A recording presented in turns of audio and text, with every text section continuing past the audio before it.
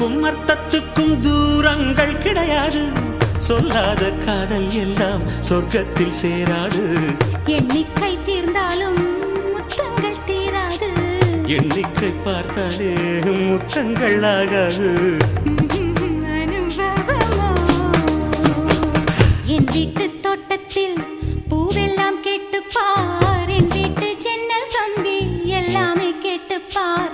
என் வீட்டு தென்னங்கீற்றை இப்போதே கேட்டுப்பார். என் நெஞ்சை சொல்லுமே.